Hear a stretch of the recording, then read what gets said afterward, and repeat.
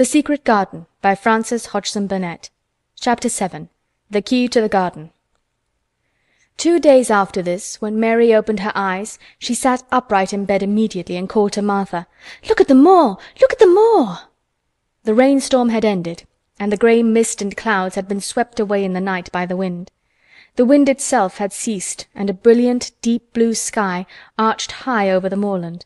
Never, never had Mary dreamed of a sky so blue. In India skies were hot and blazing. This was of a deep, cool blue, which almost seemed to sparkle like the waters of some lovely bottomless lake, and here and there, high, high in the arched blueness, floated small clouds of snow-white fleece. The far-reaching world of the moor itself looked softly blue instead of gloomy purple-black or awful dreary grey. "Aye," said Martha with a cheerful grin, "the storm's over for a bit. It does like this at this time of the year. It goes off in a night like it was pretendin' it had never been here and never meant to come again. That's because the springtime's on its way. It's a long way off yet, but it's comin'." "I thought perhaps it always rained or looked dark in England," Mary said. "Eh, no," said Martha, sitting up on her heels among her black lead brushes. "Nowt o' the sort." "What does that mean?" asked Mary seriously.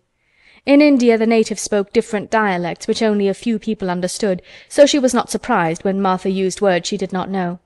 Martha laughed as she had done the first morning. "There now," she said, "I've talked broad Yorkshire again, like Mrs. Medlock said I mustn't. Nowt o' the sort means nothin' of the sort," slowly and carefully, "but it takes so long to say it. Yorkshire's the sunniest place on earth when it is sunny. I told thee tha'd like the moor after a bit. Just you wait till you see the gold-coloured gorse blossoms, and the blossoms on the broom, and the heather flowering, all purple bells, and hundreds of butterflies flutterin', and bees hummin', and skylarks soarin' up and singin'. You'll want to get out on it at sunrise and live out in it all day like Dickon does." "Could I ever get there?" asked Mary wistfully, looking through her window at the far-off blue. It was so new and big and wonderful, and such a heavenly colour. "I don't know," answered Martha. "Tha's never used thy legs since I was born, it seems to me. Tha couldn't walk 5 mile. It's 5 mile to our cottage." "I should like to see your cottage." Martha stared at her a moment curiously before she took up her polishing brush and began to rub the grate again. She was thinking that the small plain face did not look quite as sour at this moment as it had done the first morning she saw it. It looked just a trifle like little Susan Ann's when she wanted something very much. "I'll ask my mother about it," she said. "She's one of them that nearly always sees a way to do things. It's my day out today and I'm going home. I am glad. Mrs. Medlock thinks a lot of mother. Perhaps she could talk to her." "I like your mother," said Mary. "I should think tha did," agreed Mary, polishing away. "I've never seen her," said Mary. "No, tha hasn't," replied Martha. She sat up on her heels again and rubbed the end of her nose with the back of her hand as if puzzled for a moment, but she ended quite positively. "Well, she's that sensible and hard-workin' and good-natured and clean that no one could help likin' her whether they'd seen her or not. When I'm goin' home to her on my day out I just jump for joy when I crossin' the moor." "I like Dickon," added Mary, "and I've never seen him." "Well," said Martha stoutly, "I've told thee that the very birds likes him, and the rabbits and wild sheep and ponies and the foxes themselves. I wonder," staring at her reflectively, "what Dickon would think of thee." "He wouldn't like me," said Mary in her stiff, cold little way. "No one does." Martha looked reflective again. "How does tha like thysel'?" she inquired, really quite as if she were curious to know. Mary hesitated a moment and thought it over. "Not at all, really," she answered. "But I never thought of that before." Martha grinned a little as if at some homely recollection. "Mother said that to me once," she said. "She was at her wash-tub and I was in a bad temper and talking ill of folk, and she turns round on me and says, 'Tha young vixen, tha. There tha stands sayin' tha doesn't like this one and tha doesn't like that one. How does tha like thysel'?' That made me laugh and it brought me to my senses in a minute." She went away in high spirits as soon as she had given Mary her breakfast.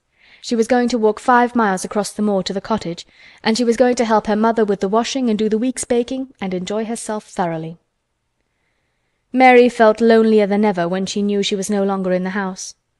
She went out into the garden as quickly as possible, and the first thing she did was to run round and round the fountain flower garden 10 times.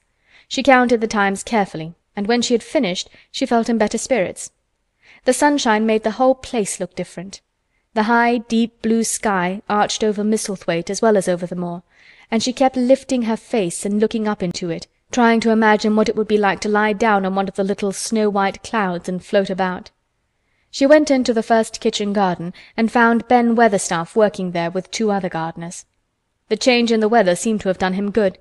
He spoke to her of his own accord. "Springtime's comin'," he said. "Cannot tha smell it?"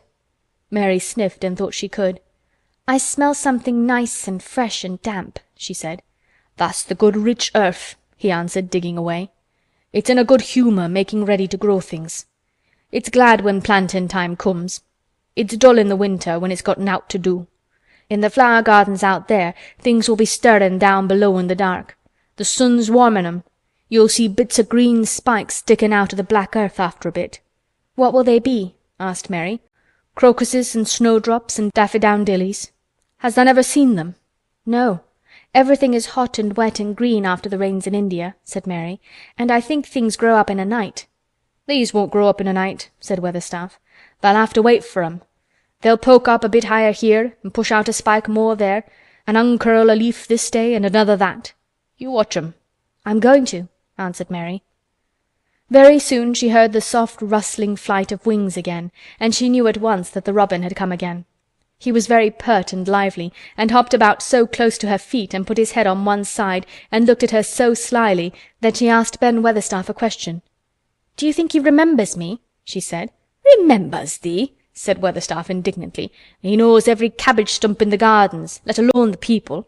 He's never seen a little wench here before, and he's bent on finding out all about thee. There's no need to try to hide anything from him." "Are things stirring down below in the dark in that garden where he lives?" Mary inquired. "What garden?" grunted Weatherstaff, becoming surly again. "The one where the old rose trees are."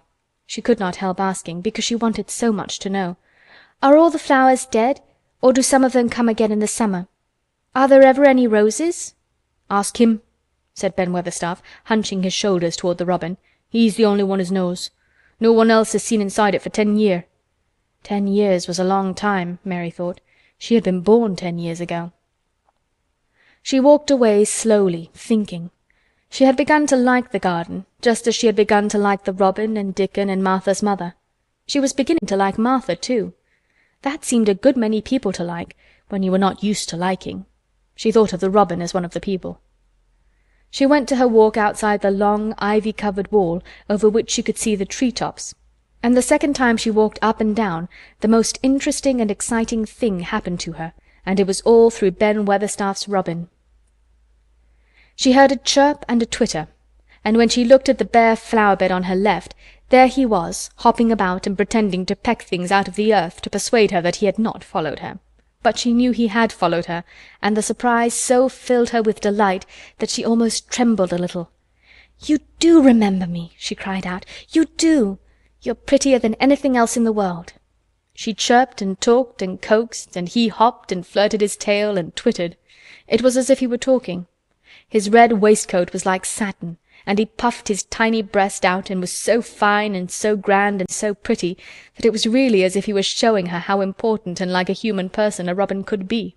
Mistress Mary forgot that she had ever been contrary in her life when he allowed her to draw closer and closer to him, and bend down and talk and try to make something like robin sounds. Oh, to think that he should actually let her come as near to him as that! He knew nothing in the world would make her put out her hand toward him or startled him in the least tiniest way. He knew it because he was a real person, only nicer than any other person in the world. She was so happy that she scarcely dared to breathe. The flower-bed was not quite bare. It was bare of flowers because the perennial plants had been cut down for their winter rest, but there were tall shrubs and low ones which grew together at the back of the bed, and as the robin hopped about under them she saw him hop over a small pile of freshly turned up earth. He stopped on it to look for a worm. The earth had been turned up because a dog had been trying to dig up a mole, and he had scratched quite a deep hole. Mary looked at it, not really knowing why the hole was there, and as she looked she saw something almost buried in the newly turned soil.